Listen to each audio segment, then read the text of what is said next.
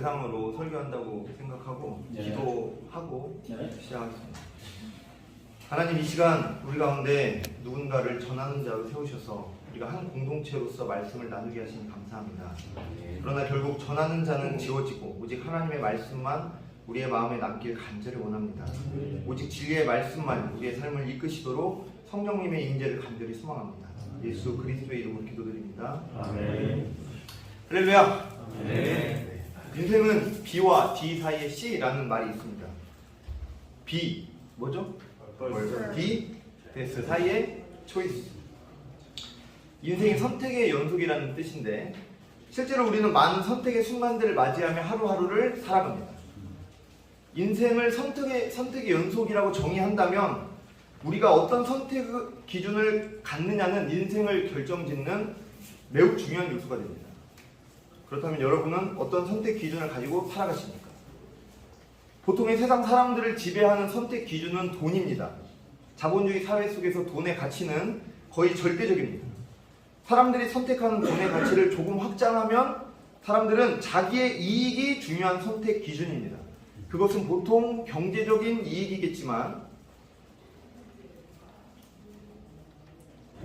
때로는 그에 못지않은 권력 혹은 명예, 즐거움, 또 사람의 인정일 수 있습니다. 뭐가 됐든 자기의 무언가를 위해 선택한다는 것입니다. 범위를 조금 좁히면 교회 안에는 옳고 그름이라는 기준이 있습니다. 다시 말해 죄냐 아니냐가 선택 기준이 될 수 있습니다. 세상 사람들은 돈을 많이 벌고 싶어서 수단 방법을 가리지 않는다면 기독교인들은 그것이 옳은가? 라는 질문을 던집니다. 사람들이 즐거움을 위해 술을 마신다면 기독교인들은 술 마시는 게 죄일까? 라는 질문을 던지는 거죠. 그러나 옳고 그름은 사람을 정죄할 수는 있으나 사람을 살릴 수는 없습니다. 그래서 우리는 이보다 높은 선택 기준이 필요합니다. 그게 뭘까요? 오늘 본문에서 예수님의 모습을 통해 확인해 봅시다. 오늘 본문 마가복음 14장 32절에서 42절은 예수님께서 제자들과 함께 겟세마네에서 기도하는 장면입니다. 성경에는 기도하는 장면이 여럿 있습니다. 구약에 보면 약복강에서 야곱의 기도, 그리고 한나의 기도, 또 아말렉 전투에서 아론과 훌이 모세의 양팔을 들어주고 여호수아랑 싸우는 기도. 방금 말한 기도는 쉽게 말하면 응답받은 기도 장면입니다. 그렇지 않은 장면들도 있죠. 대표적인 경우가 고린도후서 12장을 보면 사도 바울이 육체의 가시를 없애달라고 기도를 합니다. 바울은 그게 너무 괴로워서 사탄의 사자라고까지 표현하지만 하나님은 기도 응답을 거절하시고 이렇게 답하십니다. 내 은혜가 내게 족하도다. 또 신명기 3장에서 모세는 가나안에 간절히 들어가고 싶다고 기도합니다. 그러나 하나님은 이렇게 답하십니다. 그만해도 족하니 이 일로 다시는 내게 말하지 말라. 너는 이 요단을 건너지 못할 것임이니라. 그리고 오늘 본문도 하나님께서 응답을 거절하신 대표적인 장면입니다. 심지어 예수님의 기도를 거절하십니다. 두 가지 의문이 듭니다. 어떻게 하나님께서 예수님의 기도를 거절하시지? 반대로 어떻게 예수님께서 십자가를 피하고 싶다고 기도하실 수가 있지? 여러분, 예수님의 기도는 잘못된 기도일까요? 그렇게 생각할 수가 없잖아요. 그러면 우리는 모세와 바울의 응답받지 못한 그 기도 또한 그들의 잘못이 아니라 다른 차원으로 생각해 볼 수 있겠다. 즉, 기도의 본질은 무엇인가? 예수님의 기도를 살펴보겠습니다. 첫째, 예수님의 기도는 매우 고통스럽고 간절한 기도였습니다. 우리 함께 본문 32절에서 34절을 읽겠습니다. 시작. 그들이 겟세마네라는 곳에 이름에 예수께서 제자들에게 이르시되 내가 기도할 동안에 너희는 여기 앉아있으라 하시고 베드로와 야고보와 요한을 데리고 가실새 심히 놀라시며 슬퍼하사 말씀하시되 내 마음이 심히 고민하여 죽게 되었으니 너희는 여기 머물러 깨어있으라 하시고 예수님께서 제자들과 함께 겟세마네라 하는 곳에 이릅니다. 겟세마네는 기름 골짜기, 기름을 짜는 곳이라는 뜻입니다. 예수님은 구약에 약속된 메시아, 즉 기름 부음 받은 그리스도로서 십자가에서 죽기 위해 예루살렘에 들어오십니다. 그래서 앞에 14장 3절에서는 한 여자가 마치 장례를 치르듯 예수님 머리에 기름을 붓습니다. 이런 예수께서 기름 짜는 곳에 오셔서 기도를 하는 모습을 누가는 이렇게 묘사합니다. 예수께서 힘쓰고 애써 더욱 간절히 기도하시니 땀이 땅에 떨어지는 핏방울같이 되더라. 예수님의 기도는 온 몸과 마음을 쥐어짜는 듯한, 아니 온 존재를 쥐어짜는 듯한 고통스러운 기도였습니다. 33절에 심히 놀라시며 슬퍼하사는 원어로 보면 몹시 슬퍼하고 심히 고민하기를 시작하셨다라고 풀었을 수 있습니다.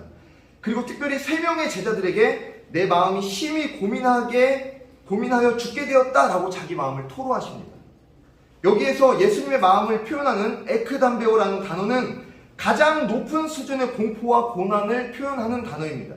즉 예수님은 역사상 최고 수위의 끔찍한 육체적 고통을 겪기에 앞서 감히 우리는 상상하지 못할 끔찍한 정신적 고통에 처해 계십니다. 왜 예수님은 이런 고통에 처하실 수밖에 없으실까요? 그건 예수님께서 다른 제자들은 앉아있으라 하고 베드로, 야고보, 요한만 데리고 기도하러 가시는 모습에서 우리는 힌트를 얻을 수 있습니다. 예수님은 이미 앞서 베드로, 야고보, 요한만 데리고 따로 그들에게만 보여주신 장면이 2번 있습니다. 첫 번째는 달리다붐, 바로 죽은 야이로의 딸을 살릴 때입니다. 마가복음 5장 37절에서 예수님은 베드로와 야고보와 야고보의 형제 요한 외에 아무도 따라옴을 허락하지 아니하셨다고 합니다. 두 번째는 마가복음 9장에서 이른바 변화산에 오르실 때 이 3명의 제자만 데리고 올라가십니다. 이들은 이곳에서 죽은 모세와 엘리야를 봅니다.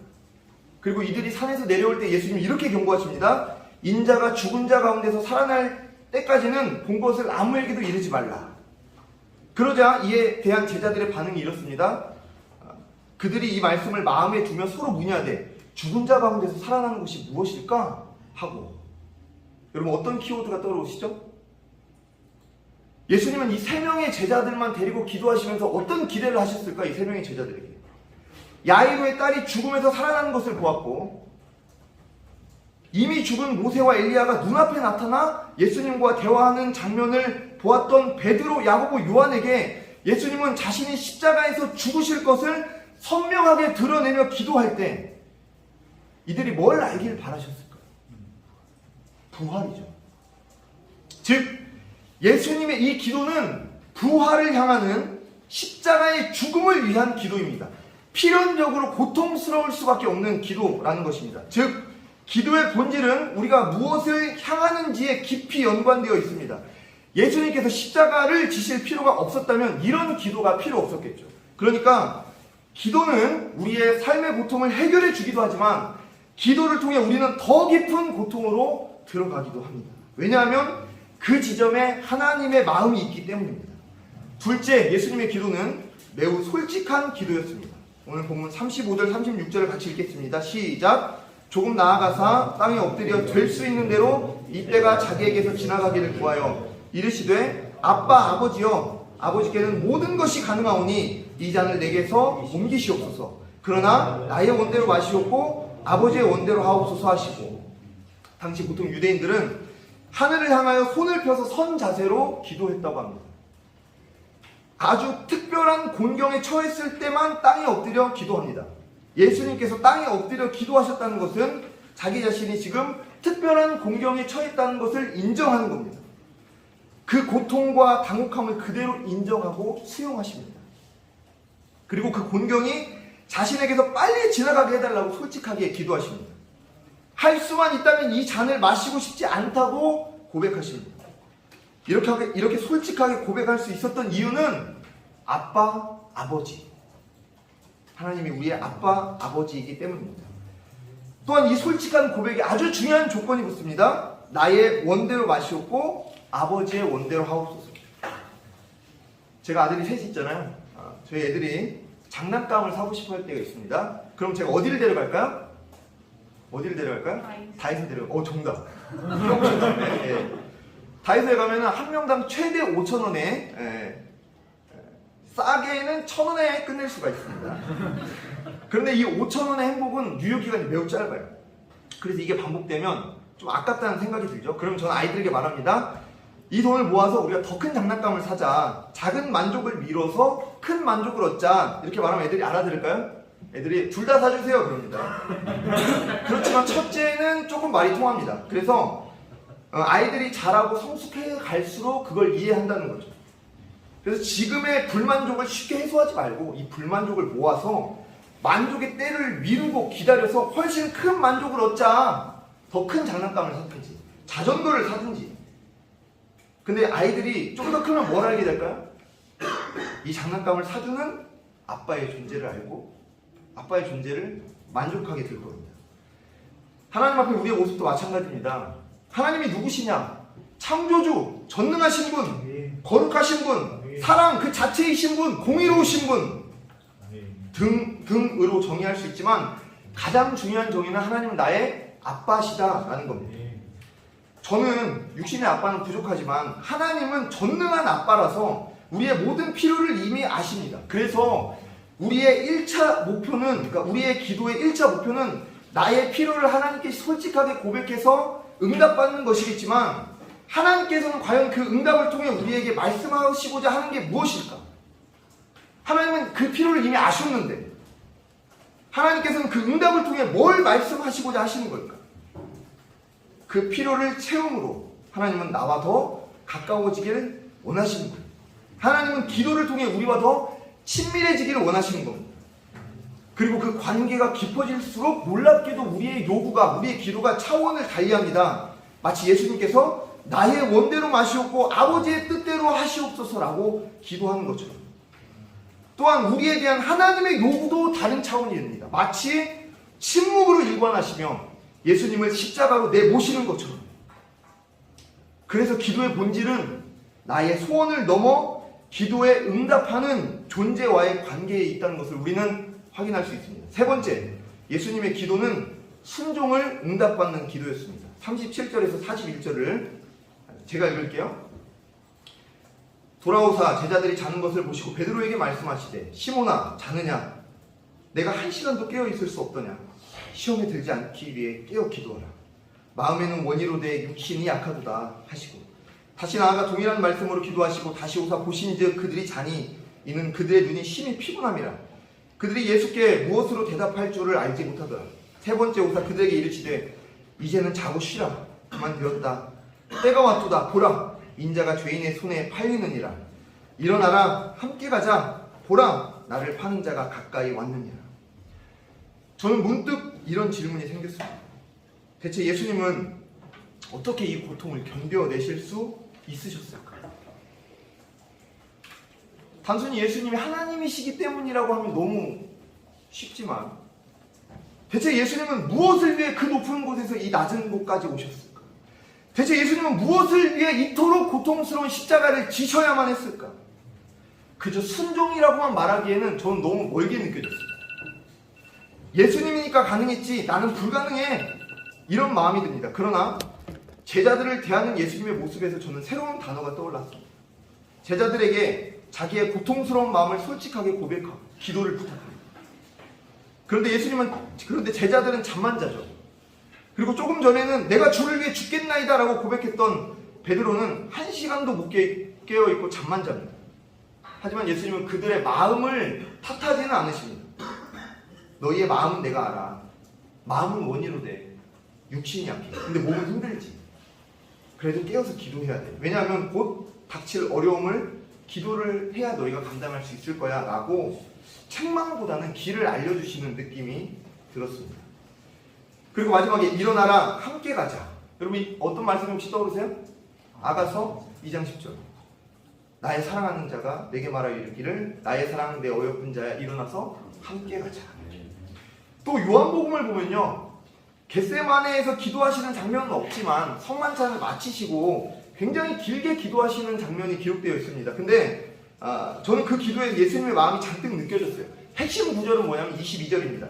내게 주신 영광을 내가 그들에게 주었사오니 이는 우리가 하나가 된 것 같이 삼위일체 하나님을 얘기하는 거죠. 그들도 하나가 되게 하려 함이니이다. 읽어보면 아시겠지만 이 문장을 한 문장으로 요약하면 이 내용을 한 문장으로 요약하면 교회의 하나됨이고 한 단어로 요약하면 사랑이라고 말할 수 있습니다. 바로 이겁니다. 예수님께서 우리가 가져야 할 선택 기준, 옳고 그름을 상회하는 그 선택 기준 무엇이냐면 예수님이 우리에게 보여주신 그 선택 기준은 사랑입니다. 열왕기상 3장을 보면 솔로몬 왕 앞에 두 여자가 섭니다.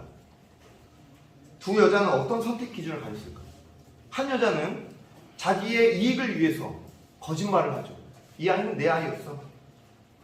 그리고 이제 왕 앞에 섭니다. 이제부터는 자기의 옳음을 증명해야 됩니다. 끝까지 자기의 옳음을 포기하지 않죠. 그러나 어머니인 여자는 자기의 옳음을 포기합니다. 당연한 자신의 소유, 아이를 소유라고 말하기는 좀 그렇지만 어쨌든 당연한 자기의 소유를 포기하고 자기의 옳음도 포기합니다. 그리고 그 당시 왕 앞에서 거짓말을 했다? 이건 사형 아닙니까? 자기의 목숨까지 포기하고 생명을 살리고자 했던 것은 바로 사랑 때문이었습니다. 생명을 살리기 위해 자신이 죽겠다는 그 모습이 바로 예수님의 모습이고, 우리가 가야 할 생명의 길, 우리가 가야 할 사랑의 길, 곧 생명의 길입니다. 주 안에서 사랑하는 여러분, 예수님께서도 고통 가운데 기도하셨습니다.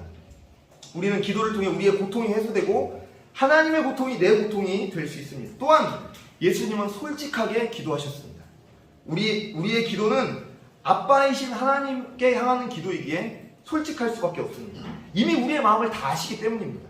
그리고 우리의 그 솔직한 기도를 통해 우리는 하나님을 보게 되고 하나님을 누리게 됩니다.